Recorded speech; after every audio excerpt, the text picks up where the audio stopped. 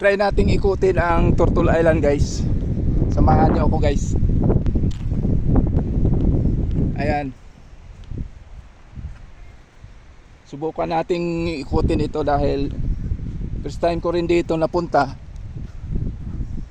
Gusto ko ring i-explore o alamin yung lugar na to, kung ano yung maganda dito. Kasi ang dadaming nagpuntahan dito na mga nagtuturis o local tourist na. Kaya subukan nating ikutin. Yan yung mga kahoy dito. May mga kahoy na tumutubo din.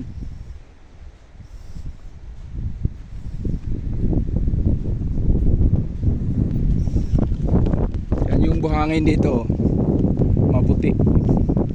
Di lang gaanong malinis dahil wala pa masyadong nagmi-maintain dito na maglilinis. Ayan, may mga bangka dito. Ayan. Ikutin natin to hanggang doon. Pasukin natin hanggang gitna. Ano yung meron.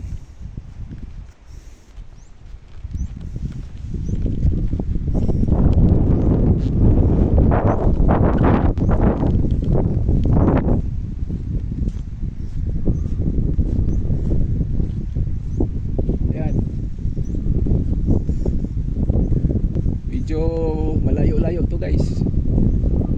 Malapad to dito.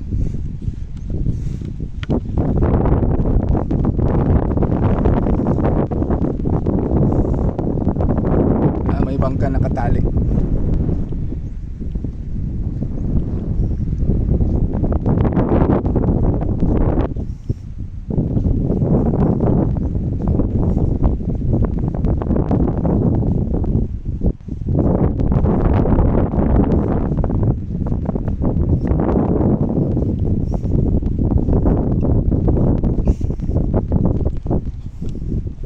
Meron ding mga kabangka dito.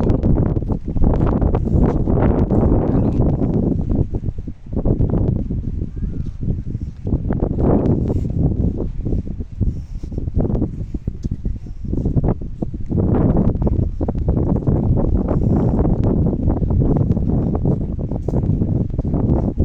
Malamang mga dayuhan din yan dito.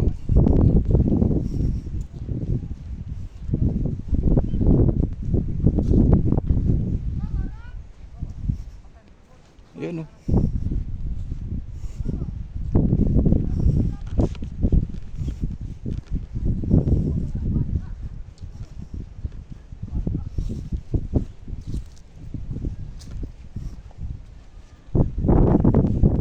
Ayan, bangka.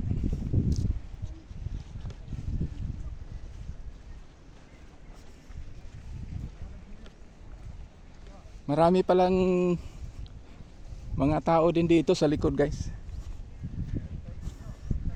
Ayan o. Nangunguha ng mga seals. Mga seaweeds. Yung mga kinukuha nila. Ayan o, may mga tint din dito.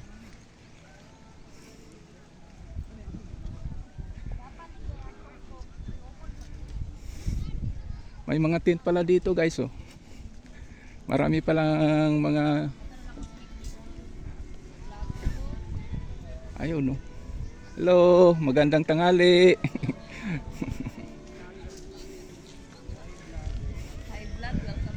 Welcome. Ganon yun, ganon. Marami pala din tao dito guys. Ayan. Oh. Medyo maluwag pala dito.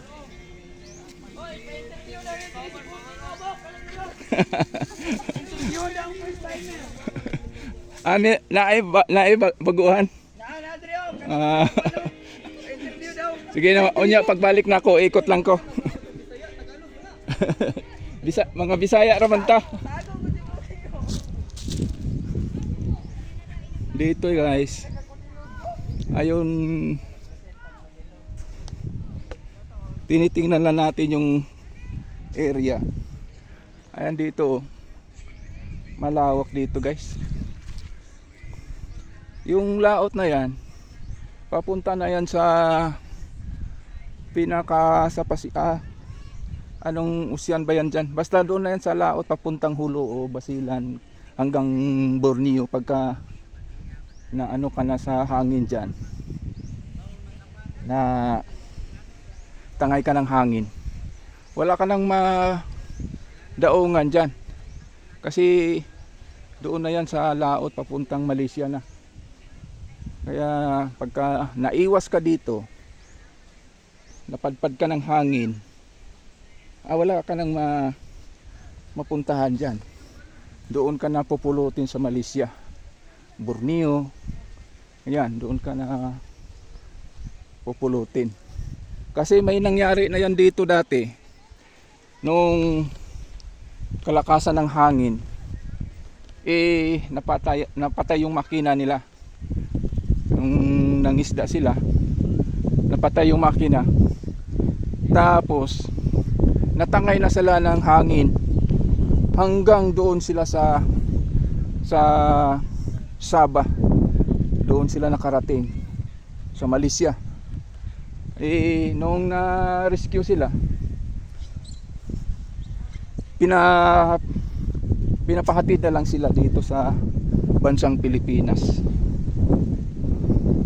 May isang buwan silang nag-survive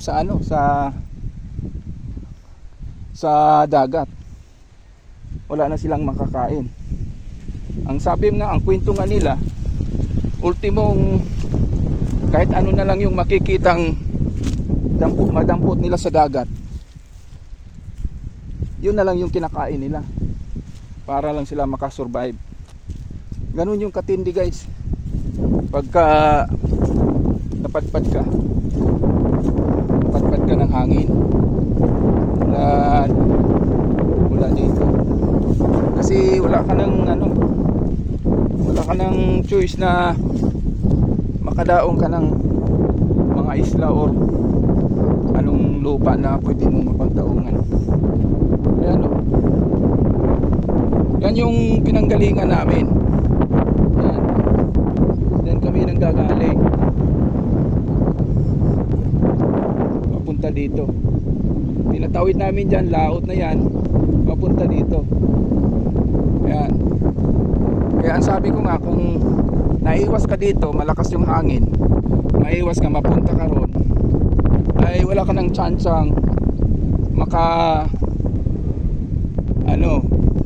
wala ka ng tsansang may pulo pang madaungan mo.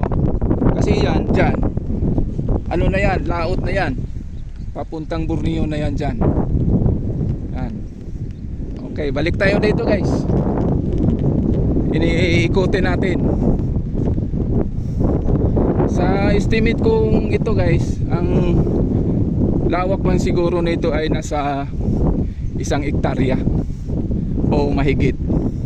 Kasi mabilis lang po natin na ikot eh. Mahigit siguro 1 hektarya yung lawak.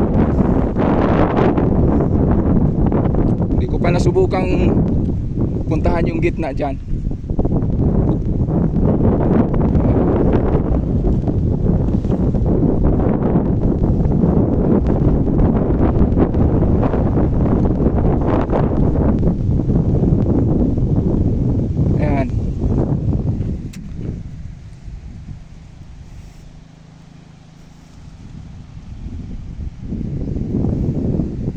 Maraming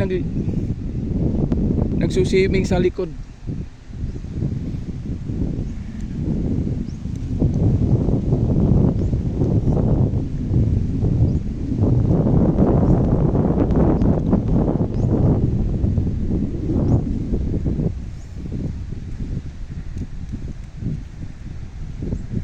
Dito tayo guys.